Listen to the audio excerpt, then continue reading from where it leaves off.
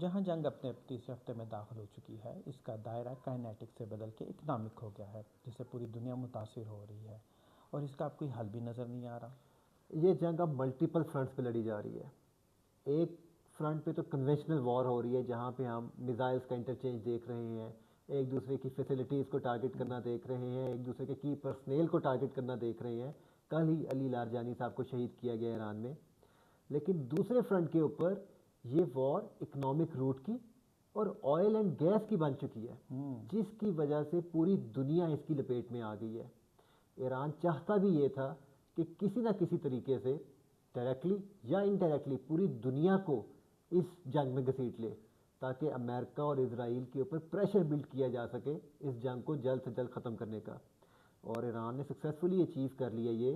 Straight of हॉर्मज़, जहाँ से 21% oil और 24% एलएनजी गैस दुनिया की एक्सपोर्ट होती है, ट्रेड होती है, उसको ब्लॉक किया हुआ है।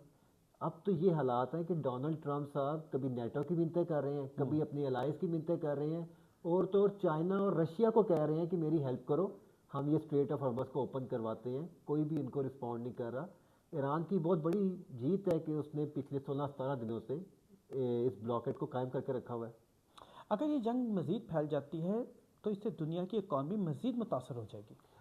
ग्लोबल इकोनॉमिक मेल्टडाउन तो ऑलरेडी स्टार्ट हो चुका है, और ये जो इकोनॉमिक क्राइसिस की कंडीशन है वो मॉडरेट से सीवियर हो रही है। अगर यही सिचुएशन नेक्स्ट 2-3 वीक्स कंटिन्यू करती है तो ग्लोबल इकोनॉमिक क्राइसिस का इम्पैक्ट जो इम्पैक्ट है वो 2 से 3 ट्रिलियन डॉलर्स का हो सकता है। ऑयल की प्राइस देखें, इंटरनेशनल मार्केट में जो ब्रेंट क्रूड ऑयल है वो $100 $102 के इर्द गिर्द ट्रेड कर रहा है। लास्ट वीक ये 122 तक पहुंच गया था, but at that time G7 interfere और उन्होंने अपने रिजर्व में से 400 मिलियन बैरल्स रिलीज किया।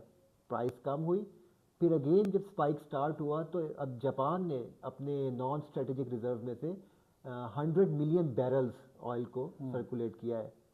लेकिन अगेन ये अगर कंडीशन जो है कंटिन्यू करती है, ये वॉर कंटिन्यू करती है नेक्स्ट 2-3 वीक्स, तो जो प्राइस है ऑयल की वो इंटरनेशनल मार्केट में माइट रीच अप टू $150 पर बैरल।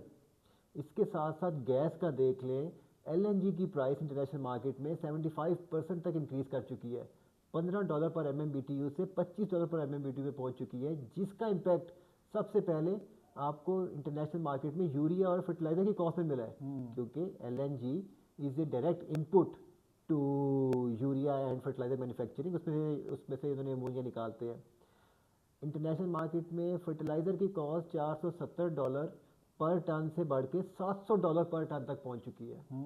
फूड क्राइसिस क्रिएट होने का अंदेशा हो चुका है, और अगर ये ऑयल ब्लॉकेट कंटिन्यू करता है तो दुनिया के लिए सिचुएशन जो है वो वर्स से वर्स होती जाएगी।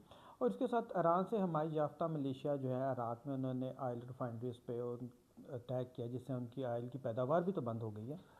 ईरान ने from the very start of this war एक चीज़ बड़ा क्लियरली बताया था, अगर आप हमारी ऑयल फैसिलिटीज़ को टारगेट करेंगे तो इन रिटेलिएशन हम गल्फ में oil facilities plus financial institutes like bank plus जो टेक आपके इंस्टीट्यूट्स हैं जो अमेरिकन इंटरेस्ट को सर्व कर रहे हैं उनको टारगेट करेंगे। अमेरिका ने लास्ट वीक में जो ईरान की सबसे बड़ी ऑयल एक्सपोर्ट फैसिलिटी है खर्ग आइलैंड में, उसको टारगेट किया, डिस्ट्रॉय किया। इन रिटेलिएशन ईरान ने यूएई में फुजेरा ऑयल फील्ड को मल्टीपल टाइम टारगेट किया। साथ ही साथ उसने अपने मलेशिया जो इराक में है उनको गो हेड दिया, जिन्होंने इराकी ऑयल फील्ड के ऊपर अटैक करके उसको बंद किया।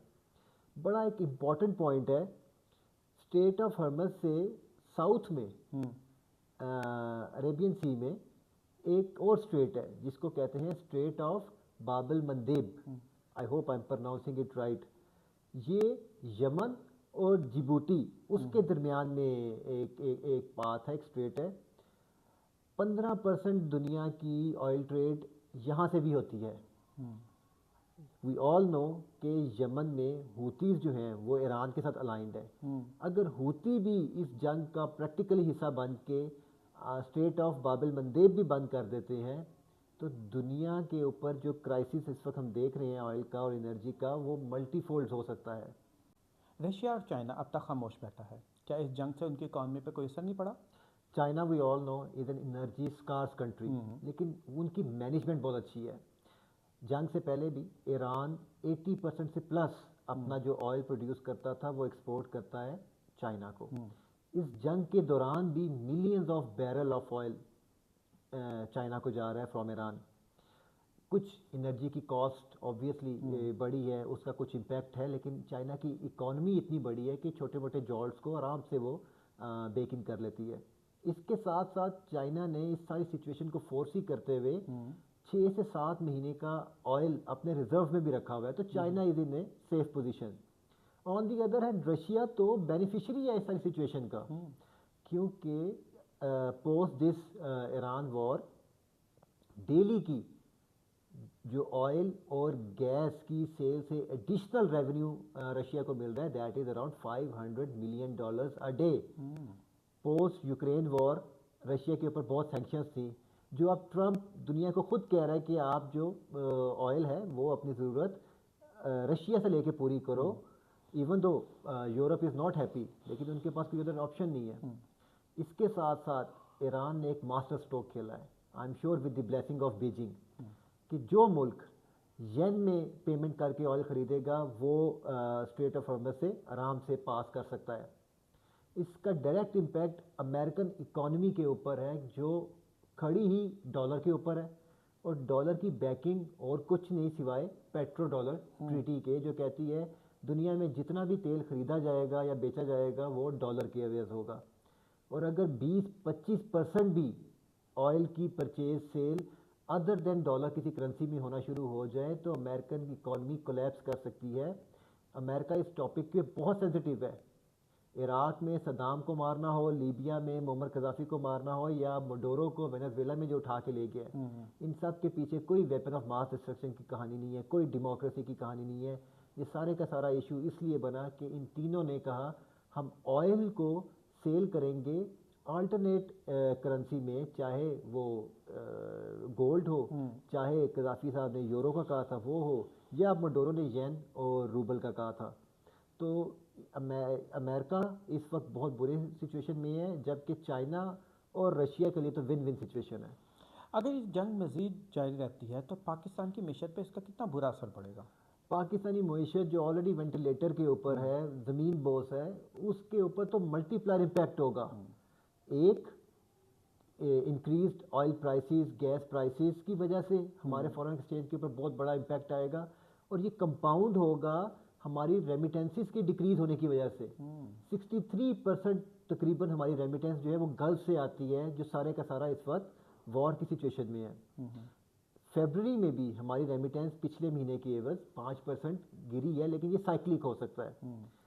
अगर ये सिचुएशन कंटिन्यू करती है अगले 2-3 महीने में, तो जो फोर्स ही किया जा रहा है कि हमारी रेमिटेंस में पर मंथ तकरीबन 250 से लेके $400 मिलियन का इम्पैक्ट आ सकता है, जो अगर आप साल के ऊपर देखें तो तकरीबन 4-4.5 बिलियन डॉलर का इम्पैक्ट है। उसके साथ साथ तेल अगर $100 पे भी रहता है तो उसका जो एडिशनल इम्पैक्ट है in comparison to what price we were purchasing earlier, $60-65-70 के ऊपर, तो वो भी $500 मिलियन पर मंथ है। अगर आप इन दोनों को कंबाइन इम्पैक्ट को, रेमिटेंस का और एडिशनल प्राइस $100 के ऊपर अगर बेक इन करें, तो तकरीबन 11 से 12 बिलियन डॉलर साल का इम्पैक्ट है एडिशनल। हमारे टोटल फॉरेन रिजर्व्स जो है $17 बिलियन के हैं, जिसमें से $12 बिलियन तो मांगे तांगे के हैं। महंगाई का एक तूफान आना है। कंटेक्स्ट बिल्ड करने के लिए, अगर इंटरनेशनल मार्केट में डॉलर की प्राइस, ऑयल की प्राइस $10 से बढ़ती है फी बैरल, तो वो रिजल्ट करती है 1% increase in inflation in Pakistan, plus $2.5 billion का एडिशनल इम्पैक्ट हमारे रिजर्व के ऊपर साल का। हमारी हुकूमत इंतहाई नॉन सीरियस है।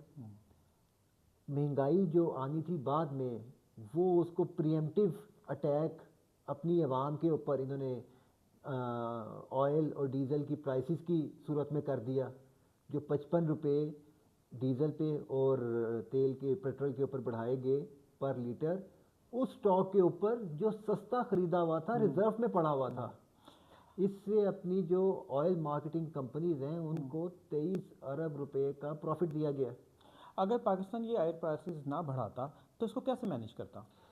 क्योंकि मैं उस चीज़ के ऊपर बिल्कुल एग्री हूँ कि अगर आप इंटरनेशनली मार्केट में प्राइस ऊपर हो गई है, आप महंगा तेल खरीद रहे हो, तो वो आप प्राइस आवाम को पास ऑन करो, आपके पास कोई ऑप्शन नहीं है। 23% के करीब हमारा इंपोर्ट बिल है जो ऑयल और एनर्जी की प्राइसेस के ऊपर पे मुश्तमिल है।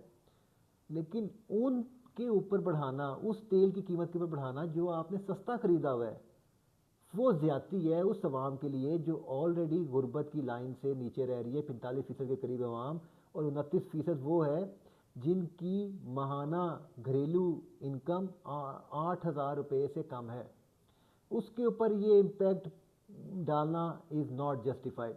उसके साथ साथ आपने बजट में $390 मिलियन की कंटीजेंसी भी रखी हुई है, कोई अनफोर्सीन सर्कमस्टांसिस को मीटअप करने के लिए, जो IMF ने भी अप्रूव की हुई है।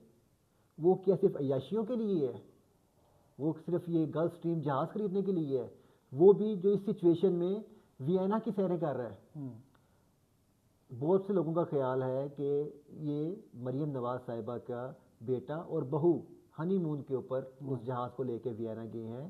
पंजाब हुकूमत इसको डिनाई करती है और कहती है कि ये मेंटेनेंस के लिए गया हुआ है।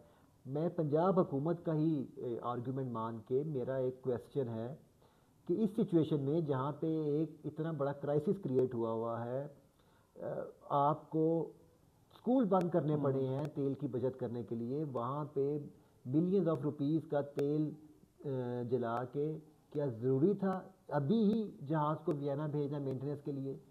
उसके साथ साथ 6 न्यू मर्सिडीज़ ऑर्डर कर दी गई हैं फेडरल कॉन्स्टिट्यूशनल कोर्ट के जजेस के लिए।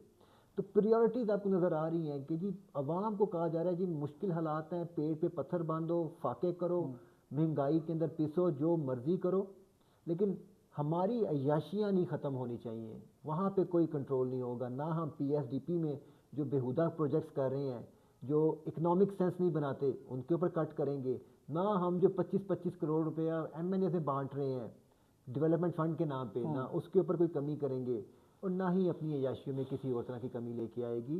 ये सारे का सारा बर्डन अवाम को ही सहना पड़ेगा, और अवाम तैयार रहे कि इन हालात जो नज़र आ रहे हैं, गैस की कमी भी होगी और उसकी कीमत भी बहुत ज़्यादा बढ़ेगी, तेल की कमी भी होगी और उसकी कीमत भी बहुत ज़्यादा बढ़ेगी, जिसकी वजह से एक महंगाई का ऐसा तूफ़ान आएगा जो शायद हमने पिछले 4-5 सालों में नहीं देखा। अब तक अमेरिका इस जंग में अपने टैक्स पेड के 30 अरब डॉलर से ज़ायद की रकम ज़ाया कर बैठा है। अगर ये जंग मज़ीद जारी रही तो अमेरिका के साथ साथ दुनिया एक नया रिसेशन का सामना करेगी। क्या दुनिया इसके लिए तैयार है?